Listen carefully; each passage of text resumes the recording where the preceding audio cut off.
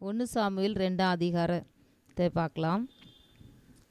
அப்பொழுது அன்னாள் ஜெபம் பண்ணி, என் இருதயம் கர்த்தருக்குள் களிகூறுகிறது, என் கொம்பு கர்த்தருக்குள் உயர்ந்திருக்கிறது, என் பகைஞரின் மேல் என் வாய் திறந்திருக்கிறது, உம்முடைய இரட்சிப்பினாலே சந்தோஷப்படுகிறேன்.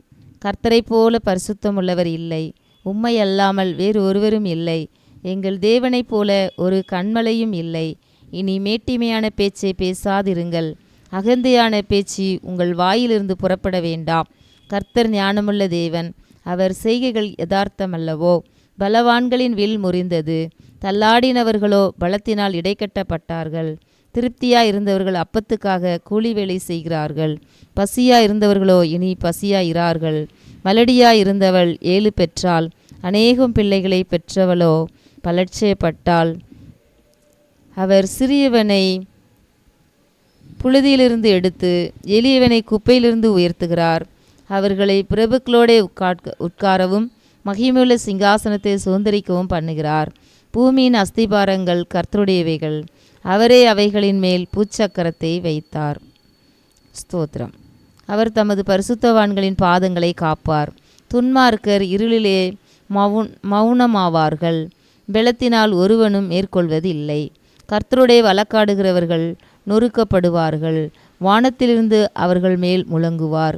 கர்த்தர் பூமியின் கடையாந்தரங்களை நியாயந்தீர்த்து தாம் ஏற்படுத்தின ராஜாவுக்கு பலனளித்து தாம் அபிஷேகம் பண்ணினவரின் கொம்பை உயர்த்துவார் என்று துதித்தாள். ஆமேன். ஸ்தோத்திரம். இந்த நாளிலையும் இந்த அன்னாள் குழந்தை இல்லாமல் அழுது ஜெபிச்சாங்க. தேவ சமூகத்தில் இருதயத்தை ஊற்றி ஜெபிச்சாங்க. இந்த கதை எல்லாருக்கும் தெரிஞ்ச கதை தான். ஆனால் ஆண்டவர் அன்னாளை நினைவு கூர்ந்தார். அன்னாள் நிந்தைகள் அவமானங்கள் எல்லாவற்றையும் சகித்து அந்த இடத்துல தேவனுக்குள்ளே தன்னை திடப்படுத்தி கொண்டு இந்த நாளில் தேவ சித்தம் நிறைவேறும்படியாக தேவனை ஒரு நோக்கம் வச்சுருந்தார். அன்னாளை குறித்து அன்னாளுடைய கற்பத்தை அடைச்சி வச்சது அவர் தான். இன்றைக்கு அன்னாளுக்கு அற்புதம் செய்தார். அந்த குழந்தைக்கு பிறந்ததுக்கு அப்புறம் இந்த வார்த்தையை சொல்லி தேவனை மகிமைப்படுத்துகிறார். அந்த ஆசீர்வாதத்தை பெற்றுக்கிட்டு ஆண்டவரை மறந்துடல, ஆண்டவரை விட்டுறல. அப்பொழுது அன்னாள் ஜெபம் பண்ணி, என் இருதயம் கர்த்தருக்குள் களிகூறுகிறது, என் கொம்பு கர்த்தருக்குள் உயர்ந்திருக்கிறது, என் பகைஞரின் மேல் என் வாய் திறந்திருக்கிறது. அதுதான் பிரசங்கில சொல்லப்பட்டது போல எல்லாவற்றுக்கும் ஒரு நேரம் காலம் உண்டு. எல்லாம் மாயை, உலகமே மாயை தான். பேச ஒரு காலம் உண்டு, அழ ஒரு காலம் உண்டு, நகைக்க ஒரு காலம் உண்டு, மௌனமாக இருக்க காலம் ஒரு காலம் உண்டு, பேச ஒரு காலம் உண்டு என்று சொன்னது போல இந்த அம்மா எவ்வளோ நிந்தைகளை சகிச்சிட்டே இருந்தாங்க. ஆனால் இன்றைக்கு அந்த நிந்தையெல்லாம் தேவன் ஒரே நாளில் மாற்றி போட்டு விட்டார். அந்த அற்புதத்தை செய்ததினால இந்த அம்மா சொல்கிறாங்க, என் வாய் திறந்திருக்கிறது, உம்முடைய இரட்சிப்பினாலே சந்தோஷப்படுகிறேன். ஆண்டவரே, இந்த நிந்தை எனக்கு மாற்றினீங்க, எனக்கு அந்த சந்தோஷத்தை தந்தீங்க, இது எவ்வளோ பெரிய பாக்கியம் அப்படின்னு சொல்லி அந்த அம்மா என்ன சொல்கிறாங்க, சந்தோஷப்படுறாங்க. என் இருதயம் கர்த்தருக்குள் களிகூறுகிறது, என் கொம்பு கர்த்தருக்குள் உயர்ந்திருக்கிறது, என் பகைஞரின் மேல் என் வாய் திறந்திருக்கிறது, உம்முடைய இரட்சிப்பினால் சந்தோஷப்படுகிறேன். கர்த்தரை போல பரிசுத்தமுள்ளவர் இல்லை, உம்மை அல்லாமல் வேறு ஒருவரும் இல்லை, எங்கள் தேவனைப் போல ஒரு கன்மலையும் இல்லை என்று சொல்லி அந்த அம்மா ரொம்ப சந்தோஷப்படுறாங்க. அந்த சந்தோஷத்தை வெளிப்படுத்துறது தான் இந்த ஒரு வசனத்தை சொல்லி அவ்வளவா கர்த்தரை மகிமைப்படுத்துகிறாங்க. கர்த்தரை போல பரிசுத்தம் உள்ளவர் இல்லை, உம்மை அல்லாமல் வேறு ஒருவரும் இல்லை, எங்கள் தேவனைப் போல ஒரு கன்மலையும் இல்லை அப்படின்னு சொல்லிட்டு அதனால் அதில் ஜனங்களுக்கு ஒன்று சொல்கிறாங்க, எவ்வளோ மேட்டிமையான காரியத்தெல்லாம் பேசுகிறீங்க, ஆண்டவர் சிறியவனை பெரியவனாக்குகிறாரு, பெரியவனை சிறியவனாக்குகிறாரு, எல்லாமே கர்த்தருடைய கரத்தில் இருக்குது அப்படின்னு சொல்லிட்டு தான் அந்த இடத்துல சொல்கிறாங்க. இனி மேட்டிமையான பேச்சை பேசாதிருங்கள், அகந்தையான பேச்சு உங்கள் வாயிலிருந்து புறப்பட வேண்டாம். கர்த்தர் ஞானமுள்ள தேவன், அவர் செய்கைகள் யதார்த்தம் அல்லவோ. ஆமேன். அடுத்த வசனம் சொல்கிறாங்க, பலவான்களின் வில் முறிந்தது, தள்ளாடினவர்களோ பலத்தினால் இடைக்கட்டப்பட்டார்கள். ஆமேன். பலவான்களுடைய வில் முறிந்தது, தள்ளாடினவர்களோ பலத்தினால் இடைக்கட்டப்பட்டார்கள். ஸ்தோத்திரம். அப்போ இதில் என்ன காமிக்குதுன்னா, பலவான்கள் என்னை நெருக்குனாங்க, என்னை ஒடுக்குனாங்க, வார்த்தையால் என்னை குத்துனாங்க, நான் ஒடுக்கப்பட்டு நான் நொந்து நான் அப்படியாப்பட்ட ஒரு சூழ்நிலை நான் வாழ்ந்து கொண்டிருந்தேன். இந்த பக்கம் ஒரு அம்பு, அந்த பக்கம் ஒரு அம்பு, வார்த்தையினால் வருகிற ஒரு அம்பு, அதெல்லாம் அப்படியாப்பட்ட சூழ்நிலை நான் கடந்து வந்தேன். அந்த அந்த பலவானுடைய வில்லை தேவன் முறித்தார் என்று சொல்லி இந்த இடத்துல சொல்கிறாங்க. அந்த பலவான் யாருன்னு சொன்னால், நம்ம நினச்சிக்கிறோம் மனுஷன்தான் பலவான், நமக்கு விரோதமாக பேசுகிறான் அப்படின்னு நினச்சிட்ருக்குறோம். மனுஷன் எடுத்து பயன்படுத்துகிற ஒருத்தன் இருக்கிறான் பலவான். அதுதான் 52ஆம் சங்கீதத்தில் நம்ம சொல்கிறோம், பலவானை பொல்லாப்பில் ஏன் பெருமை பாராட்டுகிறாய், தேவனுடைய கிருபை என்னாலும் உள்ளது. நீ கேடுகளை செய்ய எத்தனை பண்ணுகிறாய், கபடு செய்யும் உன் நாவு தீட்டப்பட்ட சவரகன் கத்தியை போல் இருக்கிறது. நீ நன்மை பார்க்கலும் தீமை செய்ய யதார்த்தம் பண்ணுகிறாய், ஆனால் தேவனோ எங்கள் மேலே கிருபையாக இருக்கிறார் என்று சொல்லி அந்த இடத்துல சொல்கிறோம். இந்த இடத்துல அதுதான் பலவான்களின் வில் முறிந்தது, பலவான்களின் வில் முறிந்தது, தள்ளாடினவர்களோ பலத்தினால் இடைக்கட்டப்பட்டார்கள். திருப்தியாக இருந்தவர்கள் அப்பத்துக்காக கூலி வேலை செய்கிறார்கள், பசியாக இருந்தவர்களோ இனி பசியாக இரார்கள். மலடியாக இருந்தவள் 7 பெற்றாள், அநேகம் பிள்ளைகளை பெற்றவளோ பலட்சியப்பட்டாள் என்று சொல்லி இந்த அம்மா சொல்கிறாங்க. அப்போ அந்த பலவான் யாருன்னு நான் இதில் சொல்ல வரேன். அந்த அந்த பிசாசானவன் என்ன செய்கிறான், ஒரு மனுஷனை தூண்டி விட்டு அவனை கொண்டு நம்மளை ஒடுக்குறான், வார்த்தையை கொண்டு நம்மளை மனசு நோகடிக்கிறான், காயப்படுத்துகிறான். அதுதான் பலவான் செய்கிற ஒரு காரியம். பலவான் ஸ்ட்ரைட்டாக பேச மாட்டான், ஒரு மனுஷன் மூலமாக தான் வருவான். அநேக ஜனங்களை தூண்டி விடுவான், நமக்கு விரோதமாக பேச வைப்பான், நம்மளை ஒடுக்குவான்.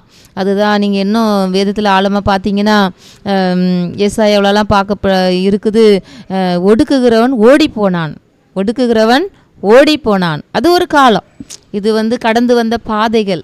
அப்போ இந்த நெருக்கத்தின் மத்தியில், நிந்தைகள் மத்தியில், பலவிதமான சோதனை, பலவிதமான நிந்தைகள், இதெல்லாம் கடந்து வரும்போது நடந்த காரியங்கள். அதனால தான் அந்த அம்மா சொல்கிறாங்க, பலவான்களின் வில் முறிந்தது.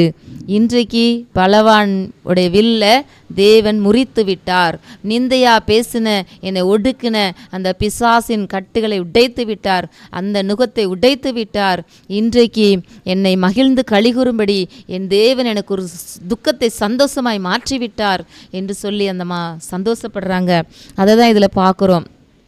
கர்த்தரை போல பரிசுத்தமுள்ளவர் இல்லை, உம்மை அல்லாமல் வேறு ஒருவரும் இல்லை, எங்கள் தேவனைப் போல ஒரு கண்மலையும் இல்லை. இனி மேட்டிமையான பேச்சை பேசாதிருங்கள், அகந்தையான பேச்சு உங்கள் வாயிலிருந்து புறப்பட வேண்டாம். ஏன்னா பிசாசுக்கு இடம் கொடுக்குறவங்க மூலமாக தான் இந்த காரியம்லாம் நடக்குது. இனி மேட்டிமையான பேச்சை பேசாதுங்க, ஒருத்தரை அற்பமாக நினைக்காதீங்க, ஒருத்தரை அற்பமாய் பேசாதீங்க. எவரை எப்படி தூக்கி ஆண்டவர் ஆசீர்வதிக்கவும் வல்லவராய் இருக்கிறார், அவருடைய கரத்தினால் ஆகும், எவரையும் மேன்மைப்படுத்தி அவருடைய கரத்தினால் ஆகும் என்று சொல்லி இந்த இடத்துல பார்க்கிறோம். அதுதான் அவர் 8வது வசனம், அவர் சிறியவனை புழுதியிலிருந்து எடுத்து எளியவனை குப்பையிலிருந்து உயர்த்துகிறார், அவர்களை பிரபுக்களோட உட்காரவும் மகிமையுள்ள சிங்காசனத்தை சுதந்திரிக்கவும் பண்ணுகிறார். பூமியின் அஸ்திபாரங்கள் கர்த்தருடையவைகள். ஆமேன். பூமியும் அது நிறைவும் கர்த்தருடையவைகள், அவரே அவைகளின் மேல் பூச்சக்கரத்தை வைத்தார், அவர் தமது பரிசுத்தவான்களின் பாதங்களை காப்பார். துன்மார்க்கர் இருளிலே மௌனமாவார்கள், பலத்தினால் ஒருவனும் மேற்கொள்வதில்லை. கர்த்தருடைய வழக்காடுகிறவர்கள் நொறுக்கப்படுவார்கள், வானத்திலிருந்து அவர்கள் மேல் முழங்குவார். கர்த்தர் பூமியின் கடையாந்தரங்களை நியாயம் தீர்த்து தாம் ஏற்படுத்தின ராஜாவுக்கு பலனளித்து தாம் அபிஷேகம் பண்ணினவரின் கொம்பை உயர பண்ணுவார் என்று துதித்தாள். ஆமேன். ஸ்தோத்திரம். அப்போ இதில் பார்க்கிறோம், கர்த்தரோ சோதரம் முழங்குவார். கர்த்தர் பூமியின் கடையாந்திரங்களை நியாயம் தீர்த்து அவர் நியாயாதிபதியாக இருக்கிறார், நீதிபதியாக இருக்கிறார். அவன் கிரியைக்கு தக்க பலனை கரெக்டாக கொடுக்குறவராக இருக்கிறார். அவருக்கு யாரும் ரெக்கமெண்ட் பண்ணவே முடியாது. அவர் அவன் கிரியைக்கு தக்க பலனை கொடுக்கும்படியா. சிறியவன் யார், எவ்வளோ ஒடுக்கப்பட்டான், எவ்வளோ நெருக்கப்பட்டான், எவ்வளோ கஷ்டத்தில் அவன் எனக்காக இருந்தான் அப்படின்னு சொல்லி காண்கின்ற தேவன் அவர். தாம் ஏற்படுத்தின ராஜாவுக்கு பலனளித்து தாம் அபிஷேகம் பண்ணினவரின் கொம்பை உயர பண்ணுவார் என்று துதித்தாள். ஏன்னா இதெல்லாம் அனுபவிச்சுட்டு இந்த அம்மா சொல்கிறாங்க. அந்த அண்ணால் அனுபவிச்சது கொஞ்சம் நஞ்சம் கிடையாது. இதில் ஈஸியாக நம்ம வாசிச்சிடுறோம். ஆனால் அவங்க மனசில் எவ்வளோ வேதனைகளை சுமந்து, ஆண்டவரே என்னுடைய வாழ்க்கையிலையும் ஒரு சந்தோஷம் கிடைக்குமா, என் முகத்தில் என் சந்தோஷத்தை பார்க்குறதுக்கே எனக்கு வாய்ப்பு இல்லாத இருக்கிறது, எந்த ஒரு நல்ல ஃபங்க்ஷனுக்கு நான் போக முடியாது, என்னை பார்த்து பிள்ளை இல்லாதவா மலடின்னு சொல்லுவாங்க, நான் ஒரு நல்ல 4 பேர்கிட்ட நான் சிரித்து பேச முடியாது, இப்படியாப்பட்ட ஒரு ஒடுக்கத்தில் ஒரு நெருக்கத்தில் நான் ஒதுங்கி நான் இருக்கிறேனே, இதிலேருந்து எனக்கு ஒரு விடுதலை கிடைக்குமா, இதிலேருந்து எனக்கு ஒரு ஆசீர்வாதம் கிடைக்குமா, இதிலேருந்து எனக்கு ஒரு மீட்பு கிடைக்குமா, எனக்கும் ஒரு சந்தோஷம் இருக்கிறதா என்று சொல்லி அவங்க ஏங்கி தவிச்சிருக்கிறாங்க. அவங்க சக்காலத்தி எல்கானாவுக்கு 2 மனைவி, அதில் ஒரு மனைவி இவளை பார்த்து எப்போதும் வார்த்தைகளால் குத்தும் போதெல்லாம் அந்த அம்மாவுக்கு அவ்வளோ ஒரு மனமடிவு. அந்த மனமடிவில் அந்த அம்மா துக்கத்தோடு திரிஞ்ச நாட்களில் அந்த சூழ்நிலையிலிருந்து கடந்து வந்ததுனால அந்த சந்தோஷம் அவங்களால தாங்க முடியலை. தேவனுக்கு நன்றி செலுத்துக்கிறாங்க. பலவானுடைய வில் முறிந்தது, பலவான் என்னை எவ்வளவாய் ஒடுக்கினான், என்னை இவ்வளவா நிந்திச்சான், எவ்வளோ வார்த்தைகளை கொண்டு என்னை துக்கப்படுத்தினான், என்னை துன்பப்படுத்தினான். அந்த துன்பத்துக்கு அளவே இல்லாத இருந்துச்சு. ஆனால் ஒரு நொடி பொழுதில் என் தேவன் என் சூழ்நிலையை மாற்றினார், என் கண்ணீருக்கு பதில் கொடுத்தார். என்னுடைய குமுறலை தேவ சமூகத்தில் என்னுடைய இருதயத்தை ஊற்றி நான் ஜெபித்தேன். தேவன் என்னுடைய ஜெபத்துக்கு பதில் கொடுத்தார்.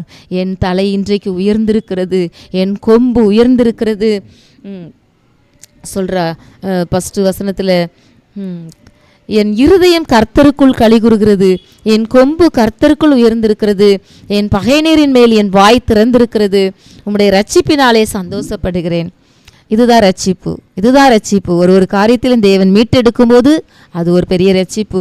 நம்ம நினச்சிக்கிறோம் ஆண்டவருக்குள்ளே வந்துட்டோம், ஞானஸ்தானம் எடுத்துட்டோம், ரட்சிக்கப்பட்டுட்டோம், இது ரட்சிப்பு தான். ஆனால் இன்னும் ரட்சிப்புன்னா ஒரு காரியத்தில் நம்மளை மீட்டெடுக்கிறார் பாருங்க, அதெல்லாம் ரட்சிப்பு தான். அப்போ இந்த இடத்துல இருந்து என் தேவன் என்னை ரட்சித்தார் என்று சொல்லி அந்த அம்மா அவ்வளோ சந்தோஷப்படுறாங்க. அதுதான் இந்த பாட்டு, பலவான்களின் வில் முறிந்தது. ஆமேன். இதை கேட்டுக்கொண்டிருக்கிற உங்களுக்கெல்லாம் எத்தனை நிந்தைகள் இருக்கிறதோ, அவமானங்கள் இருக்கிறதோ, மனுஷர் மூலமாய் வருகிற பிரச்சனைகள், எந்த பக்கம் போனாலும் என்னை நிந்திக்கிறாங்க, அவமானப்படுத்துகிறாங்க, என்னை பற்றி பேசுகிறாங்கன்னு சொல்லி எத்தனை பேர் துக்கத்தோடு இருக்கிறீங்களோ, உங்கள் துக்கம் சந்தோஷமாய் மாறும்.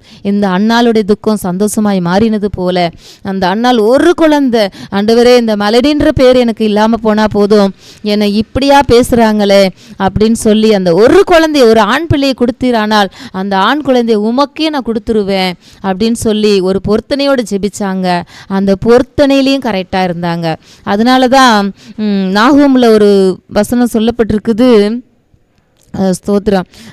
நாகூமில் ஒரு வசனம் சொல்லப்பட்டிருக்குது, ஸ்தோத்திரம். அந்த இடத்துல என்னென்னா,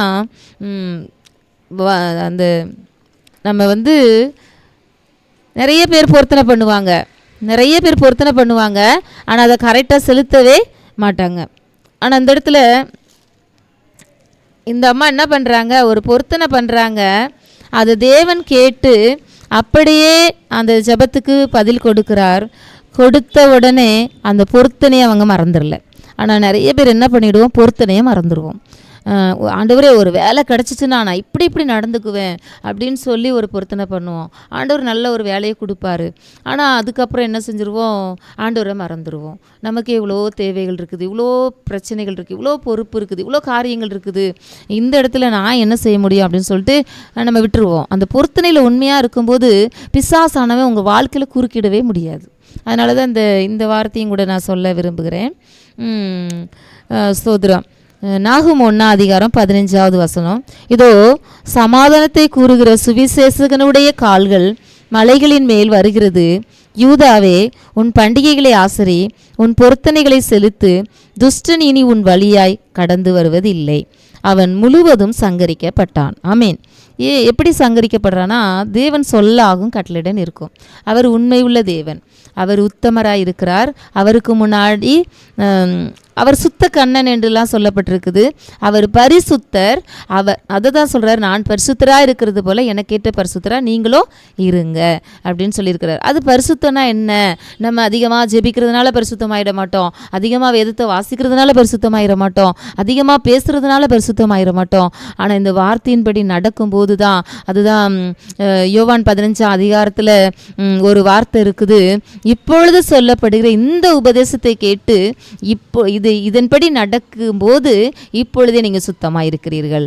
அப்போ பரிசுத்தன்றது எப்போ வருதுன்னு சொன்னால், அவனுடைய வார்த்தை கவனமாக செவி கொடுக்கும்போது, அதன்படி நடக்கும்போது, அவருடைய வார்த்தைக்கு பயப்படும் போது நமக்குள்ள ஒரு பரிசுத்தம் உண்டாகுது. நம்ம எல்லாரும் குறைவுள்ளவர்கள் தான், ஆனாலும் முடிஞ்ச வரைக்கும் தேவனுக்கு பிரியமானதை நம்ம கற்றுக்கொண்டு, இதில் நிறைய எல்லாம் பிரியமானது என்னது அப்படின்னு சொல்லி தேவன் சொல்லி வச்சிருக்கிறாரு. இது வாசிக்கும் மாத்திரம் அல்ல, அதை நடைமுறைக்கும் கொண்டு வரும்போது கர்த்தர் பெரிய காரியங்களை நம்மளை கொண்டும் செய்வார். அதுதான் அதில் சமாதானத்தை கூறுகிற சுவிசேஷனுடைய பாதங்கள். அப்போ இது என்னென்னா, ஊழியக்காரவங்களை பற்றி சொல்லுது, தேவனுக்காக கிரியை செய்கிறவங்க, ஜெபிக்கிறவங்க, மற்றவங்களுக்கு சுவிசேஷம் சொல்கிறவங்க, அவங்கள பற்றி தான் இதில் சொல்லப்பட்டிருக்கு. சமாதானத்தை கூறுகிற சுவிசேஷனுடைய கால்கள் மலைகளின் மேல் வருகிறது. யூதாவே, உன் பண்டிகைகளே ஆசரி, உன் பொருத்தனைகளை செலுத்து, துஷ்டன் இனி உன் வழியாய், அப்பொழுதுதான் துஷ்டன் உன் வழியை கடந்து வருவதில்லை. அந்த பலவானுடைய வில்லை தேவன் முறிக்கிறார், அந்த அம்பை உடைக்கிறார். அப்போ என்ன நடக்குதுன்னா, அந்த துஷ்டன் உங்ககிட்ட வரவே முடியாது. துஷ்டன் உன் பக்கத்தில் 1000 வளர்ப்பத்தில் 10,000 விழுந்தாலும் அது உன்னை சேதப்படுத்தாது, அணுகாது. அது கண்களால் மாத்திரம் காண்பாய், அது உன்னை மேற்கொள்ளவே முடியாது. அது ஏன்னா மொனை விழுந்து போச்சு. எப்படி விழுந்து போச்சுன்னு சொன்னால், பொருத்தனையை நிறைவேற்றுக்கிறோம். அப்போ அந்த அண்ணால் பாருங்கள், ஒரே ஒரு பொருத்தனை பண்ணாங்க. ஆனால் அந்த சுச்சுவேஷனை கொஞ்சம் யோசித்து பாருங்கள். நான் கூட நினச்சி பார்க்குறேன், எப்பா எத்தனை வருஷம் காத்திருந்து ஒரு அழகான ஒரு ஆண் குழந்தை கிடச்சிருக்குது, அந்த பிள்ளையை கொண்டு பால் குடி மறந்தோடனே ஒரு சபையில் அந்த நாளையில் இந்த இன்னைக்கு இருக்கிற வசதிலாம் அங்கே இருந்திருக்காது, கரண்ட் இருந்திருக்காது, இப்படியாப்பட்ட ஒரு ஃபேன் இருந்திருக்காது. நம்ம பக்கத்துலேயே பார்த்துட்டு இருக்கும்போதே குழந்தைக்கு கொசு கடிக்காமல் எப்படிலாம் நம்ம பார்த்து வளர்க்குறோம்.